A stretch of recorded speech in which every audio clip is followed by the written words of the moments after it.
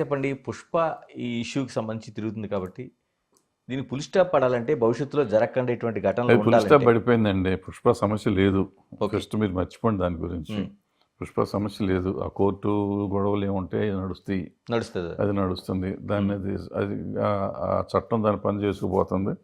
ఏం జరగాలంటే జరుగుతుంది. దాని గురించి ఇష్యూ లేదు ఇక. ఓకే. హ్మ్. అయిపోయింది. హ్మ్. నేను నెక్స్ట్ ఏం చెప్పాలి? భవిష్యత్తులో ఇది జరగకుండా ఉండాలంటే భవిష్యత్తులో జరగకుండా ఉండాలంటే అందరు హీరోలు, అందరు థియేటర్లు, అందరూ అభిమానులు, ఈవెన్ తల్లిదండ్రులు అందరూ జాగ్రత్తగా ఉండాలి. ఇది ప్రతి వాళ్ళకి. ఇప్పుడు మనం అనవసరంగా అల్లు అర్జున్ ఒక్కడే బాధ్యుడు అని అంటున్నాం. నేను కూడా అనలా ఆ మాట. అందరూ హీరోలు ఉండరు. నేను అంతకుముందు వీడియో పెట్టాను, నిన్న వీడియో పెట్టాను. అంతకుముందు వీడియోలో చెప్పాను నేను. చెప్పిందే చెప్తే పాసిపళ్ళ దాసరి అవుతుందని చెప్పి నిన్న మళ్ళీ చెప్పాల. సో చెప్పేటప్పుడు అల్లు అర్జున్ బాధ్యుడు అవుతాడు కదా అనేది మొన్న అన్నదే మళ్ళీ నిన్న కూడా అన్నాం. ఇది ఇప్పుడు ఏమో చాలామంది అనుకుంటున్నారు అల్లు అర్జున్ ఒక్కడనే బాధ్యుని చేశాను. అల్లు అర్జున్ ఒక్కడు థియేటర్ వాళ్ళు బాధ్యులు, ఫ్యాన్స్ బాధ్యులు, తల్లిదండ్రుల బాధ్యులు. పర్టికులర్ చిన్న పిల్లల్ని తీసుకుని తల్లిదండ్రులు రావటం వాళ్ళు కూడా బాధ్యులే. వచ్చిన అల్లు అర్జున్ బాధ్యుడే. అల్లు అర్జున్ని ప్రేరేపించిన వాళ్ళు, ఇలా పిచ్చి పనులు చేయమని ప్రేరేపించిన వాళ్ళు బాధ్యులే. పిఆర్ పబ్లిసిటీ చేసిన వాళ్ళు బాధ్యులే.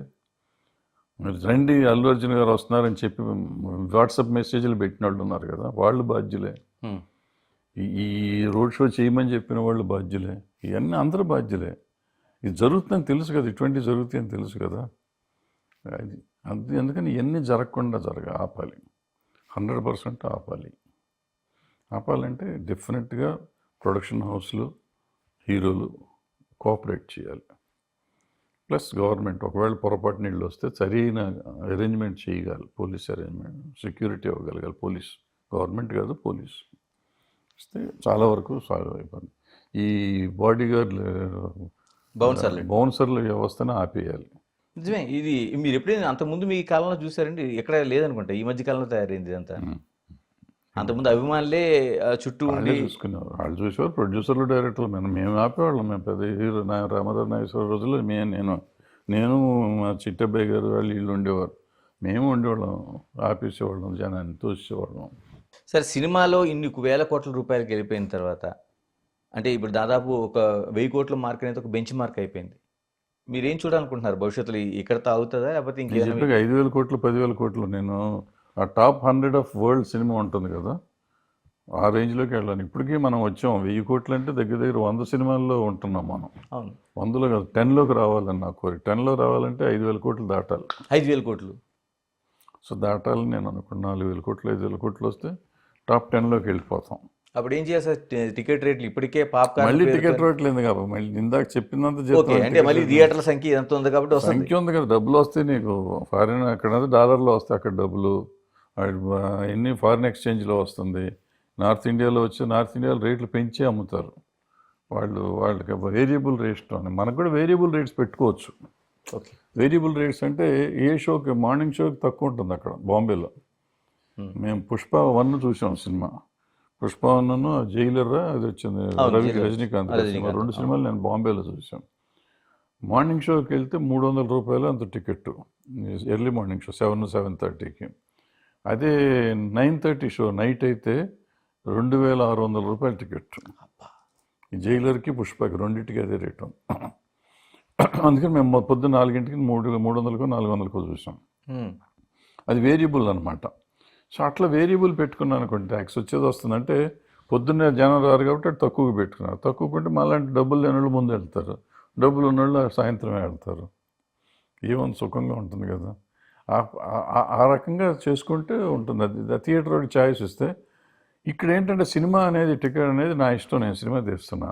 మీ ఇష్టం అయితే మీరు రావచ్చు, లేకపోతే రావకపోవచ్చు. రేట్ పెంచుతాను నువ్వెవరు అని అడుగుతానికి నిజంగా పెంచక్కర్లేదు. పెంచుతామో అన్నారు అనుకోండి, ఇట్లా వేరియబుల్ రేట్స్ పెట్టుకోండి, ట్యాక్స్ కట్టండి, తీసుకోండి, ఎవరు సావాళ్ళు వస్తారు. సార్, దీనికి అనుబంధంగా ఇప్పుడు చాలా వరకు టికెట్ రేట్లే కాదు, లోపలికి వెళ్ళిన తర్వాత మనకు పాప్కార్న్ కల్చర్ పెరిగింది. అసలు సామాన్యుడు 1,500 నుంచి 2,000 రూపాయలు పెట్టకపోతే సినిమా థియేటర్కి వెళ్ళలేని పరిస్థితి ఉంది. మనం రోజు అనుకుంటున్నాం. నేను దగ్గర ఇటువంటి దీని మీద ఒక 15 వీడియోలు చేశా. ఎవరైనా తగ్గారా? వెళ్ళి కొంటున్నారుగా.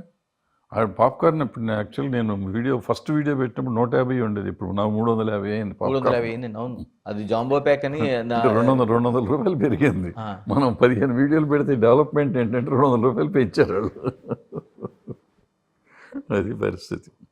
కదండి, అది ఒక సెంటిమెంటరీ, పిల్లల్ని తీసుకెళ్ళినప్పుడు ఒక సెంటిమెంటరీ బ్లాక్ మెయిలింగ్ లాంటిదండి అది. పిల్లలు పిల్లలకి అడుగుతారు. అది లేకుండా గడవదు. పిల్లల్ని తీసుకెళ్తే నీకు ఒక్కొక్క పిల్లడి మీద 500 రూపాయలు నువ్వు ఖర్చు ప్రిపేర్ అయిపోయి వెళ్ళాలి. వెళ్ళకపోతే కుదరదు. అది ఇది అనుభవించాల్సిందే. అనుభవించాల్సిందే, తప్పదు. మనం చేసిందే కదా, మనం చేసింది మనం అనుభవించక ఎవరు అనిపిస్తారు? ఎక్కడ బ్రేక్ అంటే చేసి ఇప్పుడు ఏమవుతుంది, కందకు లేని దొరద కత్తి పెట్టుకెందుకని వాళ్ళకి లేని బాధ నీకు ఎందుకు అంటారు. నీకు ఇష్టం లేదా మానే, నేను రమ్మని నేను అడగట్లేదుగా. టికెట్ పెట్టాను, దీనికి రేటు పెట్టాను ఇంత, దీనికి ఇంత రేటు పెట్టాను. నీకు ఇష్టమైతే రా, కష్టమైతే మానేయి. నీ దగ్గర డబ్బులు లేవనుకో, నోరు మూసుకొని లోపలే కూర్చో. సినిమా థియేటర్ బయటికి రాబాకు. వచ్చిన టాయిలెట్కి వెళ్ళి మళ్ళీ లోపలికి వెళ్ళి కూర్చో, సినిమా చూసుకో. ఎవడు కొనమన్నాడు నేను 300 రూపాయలు నేను కొనమన్నానా? బలవంతం ఏం లేదు కదా. నా రేట్ ఇది, నీకు ఇష్టమైతే రా, కష్టమైతే పో అన్నారు. తీసుకుంటే తీసుకో, లేకపోతే మానే.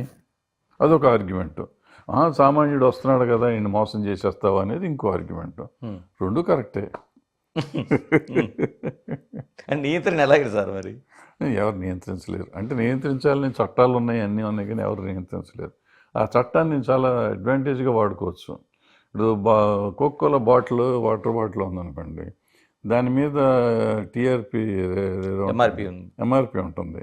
ఎంఆర్పి రేట్కి అమ్మాలని ఉంటుంది. సో వాళ్ళు ఏం చేస్తారంటే లూజ్ వస్తారు. లూజ్ ఎంతైనా పెట్టుకోవచ్చు. అవును. మీకు బాటిల్ అమ్మరు, లూజ్ అమ్ముతారు. లూజ్ అమ్మితే 100 రూపాయలు అమ్మవచ్చు. వాళ్ళకి యాక్చువల్గా 3 రూపాయలు 4 రూపాయలు పడుతుంది లూజు. 100 రూపాయలు 80 రూపాయలు అమ్ముతారు. సమోసాలు వాళ్ళు 3 రూపాయలకి తెస్తారు. మనకి వచ్చేటప్పటికి అమ్మాలంటే 25 రూపాయలు 50 రూపాయలకి అమ్ముతారు. సార్